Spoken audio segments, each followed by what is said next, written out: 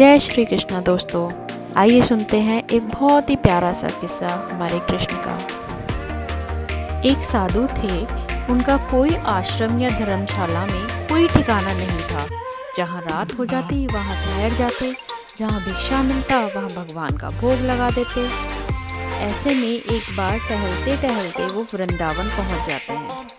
वृंदावन की दो गोपियाँ जिन्होंने कभी भगवान के दर्शन नहीं किए, न कभी मंदिर गई, प्रातः दही मक्खन गागर में भरकर ले जाती, बेचती और अपना गृहस्थी में मगन रहती। दोनों गोपियों ने यह सुन रखा था कि साधु संतों के पास झोली में भगवान रहते हैं। एक दिन दोनों अपनी दही बेचकर यमुना के निकट आईं।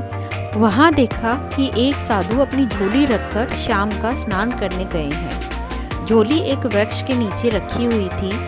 उनके मन में इतनी कौतूहल था कि उन्होंने सोचा कि क्यों ना इस झोली में भगवान को देखा जाए, भगवान कैसे हैं पता तो चले।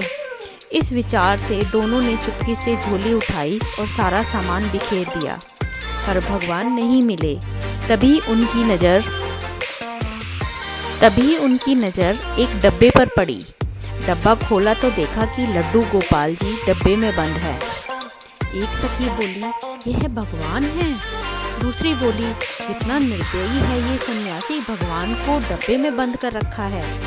पहली सखी बोलती है, देखो बेचारे भगवान के हाथ पैर सब टेढ़े हो गए हैं, इस डब्बे में रखे रखे बेचारे बंद हो जाते हैं, हाथ पैर हिलाने की जगह ही नहीं होती है।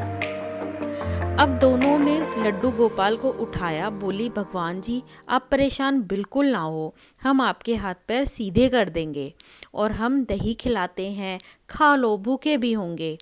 दोनों ने भगवान की मूर्ति को सीधा करना शुरू किया।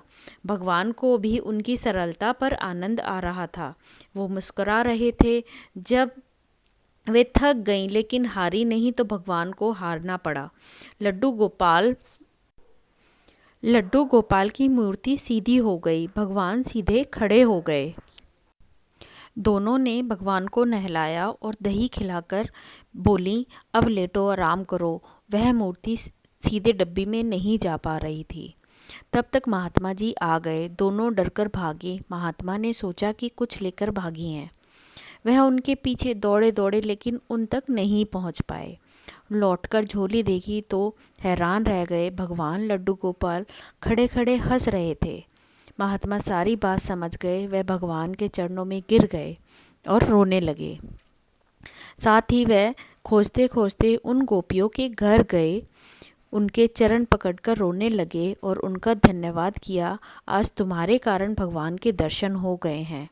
जीवन भर संग घूमता रहा लेकिन सरल नहीं बन पाया। जीवन भर भगवान को संग लेकर घूमता रहा लेकिन सरल नहीं बन पाया। भक्ति में सरल भक्ति महत्वपूर्ण है। भगवान भाव और सरलता पर रीझते हैं। हम जीवन में सरलता नहीं ला पाते, यही तो विडंबना है। बोलो जय जय श्री राधे। जय श्री कृष्णा।